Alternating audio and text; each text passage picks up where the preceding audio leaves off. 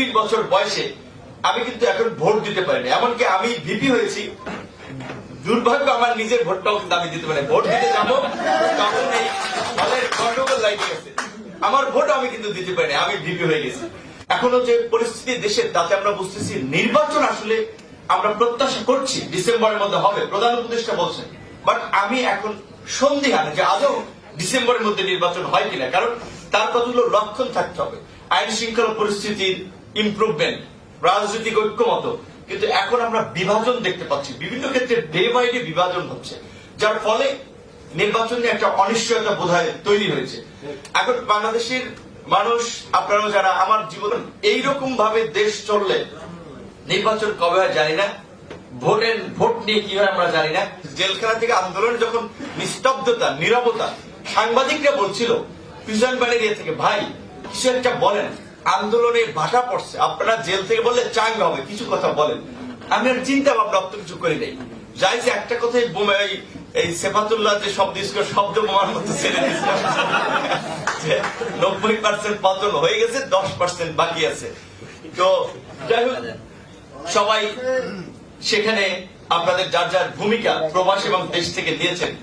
কিন্তু আমাদের মিডল ইস্টে সম্ভবত ইউএইতে বেশ কয়েকজন ভাইরা আটক হয়েছিলেন, ওই দেশে তো প্রটেস্ট করা যায় না, তাদেরকে মুক্ত করা গেছে।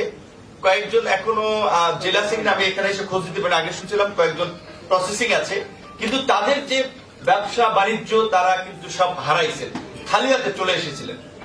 তাহলে আমরা যে বিপ্লবের পক্ষে মিডল ইস্টের মতো দেশে থেকে যারা জীবনের ঝুঁকি নিয়ে এই প্রতিবাদটা করলো, আমাদের তো দরকার ছিল ওরা এয়ারপোর্টে আসার সময় ওদের প্রত্যেকের জন্য একটা খাম রেডি করে রাখা, যে ক্ষতিপূরণ হিসেবে দেওয়া, যে পরিবারের কাছে গেলে একটু হয় না।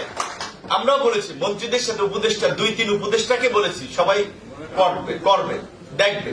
তো এটাই বলি যে আসলে ওই যেই লঙ্কায় যায় সেই রাবণ হয়, এরকম একটা অবস্থা। সেক্ষেত্রে আমার মনে অবশ্যই আমাদের এই তরুণ প্রজন্মের তরুণ চিন্তার শুধুমাত্র তরুণরা করে সেটা না, বয়সের প্রবীণ তারাও করতে পারে, তার চিন্তা চেতনা তারুণ্য থাকলে, নতুন কিছু থাকলে। আশা করি যে আগামীতে তরুণদের মাধ্যমে রাজনীতিতে একটা নতুন পরিবেশ তৈরি হবে, একটা নতুন বন্দোবস্ত তৈরি হবে। এক দল চালাইছে, এখন আবার আরেক দল চালাইছে। মিজানুর রহমান আজহারী সাহেবের এখানে প্রোগ্রাম, আমিও বলছিলাম, তো আমার তো অত ভাইরাল হয় না, উনি ভাইরালের বিপদে পড়ছে, উনি বলছিলেন একদম খাইছে আরেকটু, কিন্তু আমিও মানে বলছি তো আমারটা যাই হোক অত ইয়ে হয়, উনি বলছে সেটা উনি একটু চাপের মধ্যেও পড়ছে।